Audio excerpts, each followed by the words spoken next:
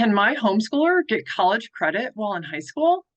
This is a question that many homeschool parents ask once their kids are in high school, and that's a great time to be asking it. Advanced college level coursework can be obtained through dual enrollment at a local or online college or university, through the Advanced Placement Program, and through the College Level Examination Program, also known as CLEP. These options offer opportunities to explore a wider variety of and more academically rigorous coursework than traditional homeschooling high school coursework. And it's pretty darn exciting if your child is up for it.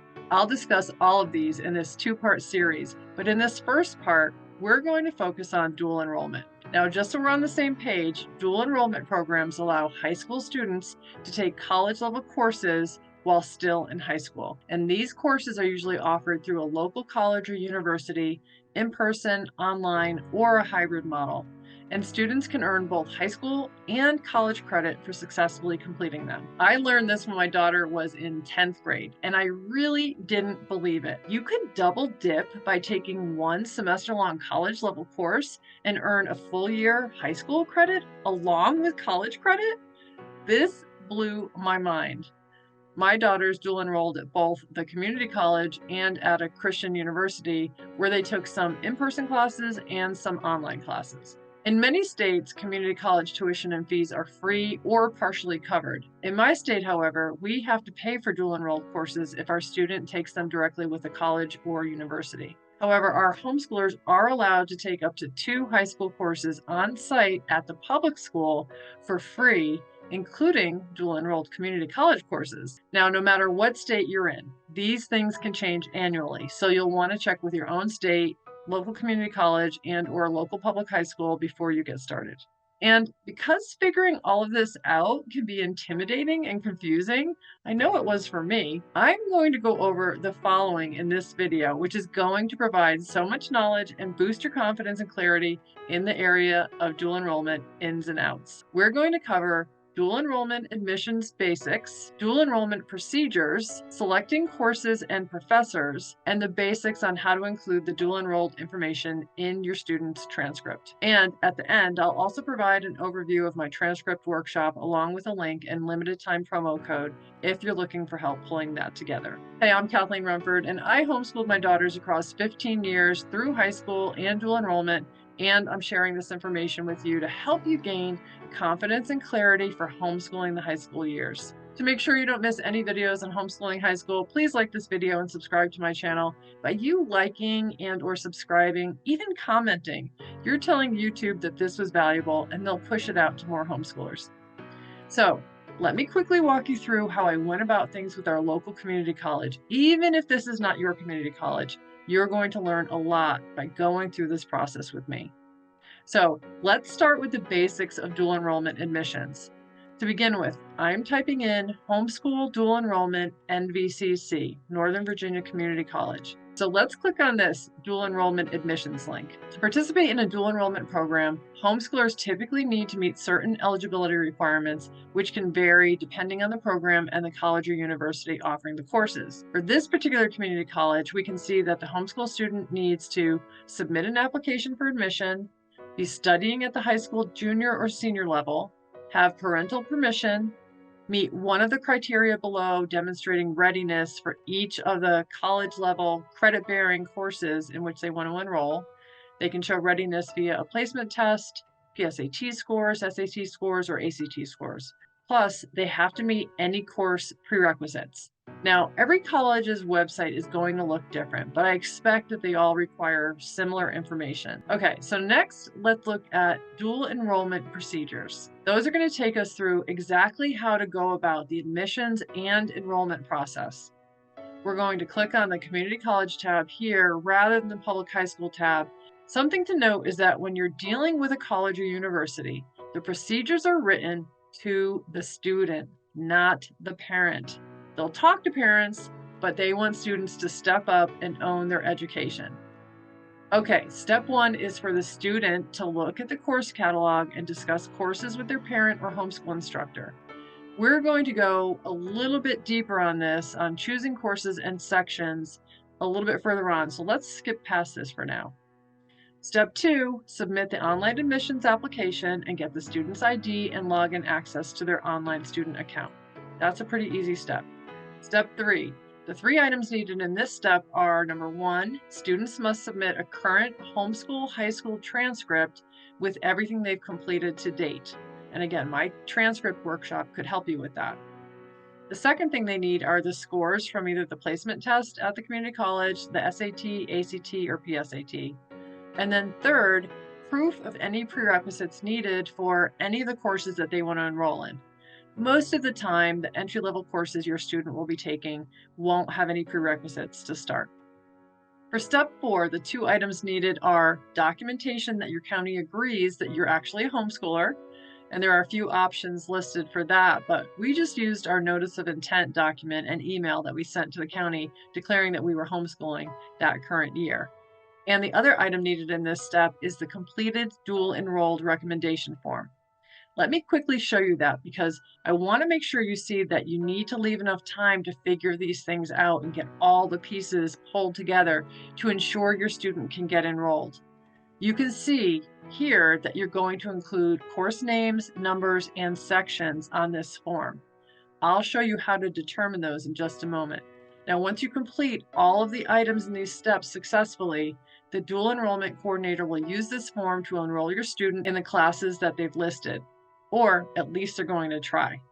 Please be aware that the class sections that you want to enroll in may be full, so I suggest notating backup classes right on the same form so the coordinator can check on those at the same time in case the others are full. That way there's less time going back and forth with the coordinator. Okay, so here's what I'm calling a pro tip. I encourage you to find out when enrollment is open for the semester you're interested in. You want to find out the date. You can see here I just typed in NVCC enrollment dates, and looking at the summer semester, registration begins in March. And when we look at the fall semester, you can see that registration begins in April. In April for the August semester. So that's pretty early. So my tip is to make sure your student is fully in the system before that enrollment date.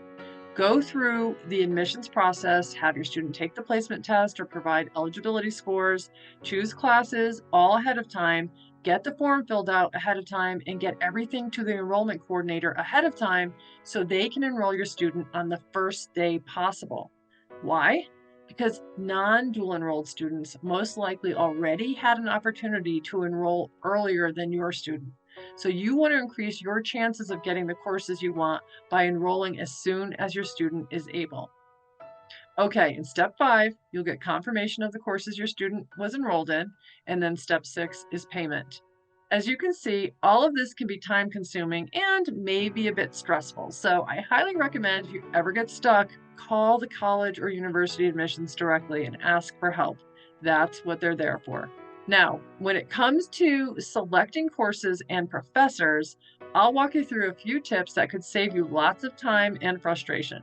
If you've gone through my free homeschool high school planning workshop video, which I've linked above, you created a flexible academic plan for your student's entire high school. If you haven't already watched that and your student is in 10th, 11th, or even 12th grade, I recommend watching through that because there are some great tips that will help you even at the end of your high school years and into college. In looking at your student's overall high school plan, you'll have a good idea of which courses would be a good fit to dual enroll in. For my older daughter, she took the community college placement tests for English and math, which showed clearly which English and math courses she was ready for. Then we just went into the course catalog and looked those up to see which would be the best fit and if there were any prerequisites. For history and science, we stuck with U.S. history and a first level lab science. We then talked about what she might want to take based on her interests, and she explored the course catalog for those. She ended up taking microeconomics as her economics credit and design for the web as a fine arts credit. While she was still a dual enrolled student, she also squeezed in extra courses that we didn't count as high school credit because she didn't need them. She just earned college credit for those. If you determine that your student is going to be able to earn a good amount of college credit while in high school, you may want to explore an associate's degree at the community college that aligns with their goals so they're taking classes that are leading to something. This is what we did with my daughter. Or you may want to contact a couple of the universities that they plan to apply to and talk about what college courses your student is taking in high school. Some colleges have certain courses that your student must take at their institution. Once we discovered this with the university my younger daughter was going to transfer into, we held back on 2 classes she was just about to sign up for at the community college. We didn't want to have to pay for a course at the community college only to find out she had to take it and pay for it again at the university. I tell you all of this to show you what's possible with dual enrollment and how to navigate some of the decision making. Many students will not take a large number of college courses in high school, but it is possible. You may want to start with just 1 or 2 core classes so your student can get their feet wet with the college rigor and the new system. Remember that a semester course counts as a full high school credit, so they could take dual enrolled English 1 semester and dual enrolled math the 2nd semester and fulfill both of those high school credits while giving themselves some breathing room by not overlapping them the same semester. One of my daughters started this way while the other dove in with 3 dual enrolled classes per semester. So it depends on the student. You're looking for the best fit for your student, what aligns with their goals, and what suits their ability and time management skills. The other thing to consider is whether to take in-person, online, or hybrid classes. I remember my older daughter taking calculus in person at the community college her very first semester there at age 16 and boldly staking her claim in the class with a phenomenal professor and great classmates who eventually got over the fact that she was 16. She's a very social person and thrived with in-person classes. Of all the dual enrolled courses she took, I think she did only 3 online. But this is not for everyone. I personally am an introvert and definitely not as social as my daughter. While in-person classes would stretch and grow someone like me, maybe I might thrive more with online or a hybrid approach. Now, once you know what courses your student would like to take in the next semester, you can determine the specific day, time, section, and professor. Not every class will have openings by the time your student enrolls, so you'll want to have some backup classes or sections in mind. So let me quickly show you a couple of things about choosing classes and professors that we found helpful. We're going to go up here and click on academics. In this sample community college that we're looking at, the schedule of classes has course listing information, times, and sessions. So here we're going to click on the course catalog for the semester we're interested in. Then we are going to search for a class, let's say US History, which is course number 121. And we're going to filter by location, let's say Loudoun County. And you can also filter on day of the week and class mode, in person, hybrid, or online. This will narrow things down nicely so you don't have as many choices. From here, you can look at the times and see if any will work for your student, making note of as many as possible that will work. You'll also want to note the course number and section number. Now, I recommend that you check 2 things before you put these on your form for your coordinator to try to enroll your student: what books are required and more about the teacher. To see what books or texts are required, I Googled NVCC, Northern Virginia Community College bookstore, and I'm clicking on the textbook link and entering the course information that I saved. This is going to give a glimpse into what resources are required for this section of US history and give me an opportunity to explore them a bit before signing my student up for that section. There were a couple of times with my older daughter that I ran into English novels in one section that were entirely different from another section for the same course because they were taught by different professors, and that gave us a chance to talk about them and decide which she preferred, plus I had my own opinions. Likewise, I also suggest researching the professor at ratemyprofessors.com. Let's plug in one of the professors that my daughter had for 2 English classes, Jeremy Cook. One thing about community college professors that may not be true with full-time professors is that they are oftentimes still working in their field, so they are up to date on things, which I really appreciated. One of the key things I look for in a professor from this site was whether they were organized or not. I did not want a disorganized professor for my girls. You'll also find that there are many professors who don't require that homework be turned in. So you have no idea if you'll pass the class or not until the midterm and final. I was wary of that as well. I also looked for comments about character, looking for an overarching theme. You cannot take individual comments on this site at face value alone. It's best to sift through many comments to glean what might be true. So once your homeschooler has been accepted into the dual enrollment program and enrolled in courses, they'll be taking courses alongside traditional college students. And because they're now enrolled at the college, they'll most likely have access to resources like academic advising, tutoring, and support services, which can be highly beneficial.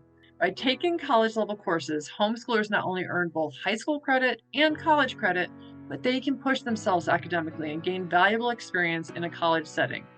This can help homeschoolers prepare for the rigors of college coursework and develop the study skills and habits they'll need to succeed in college.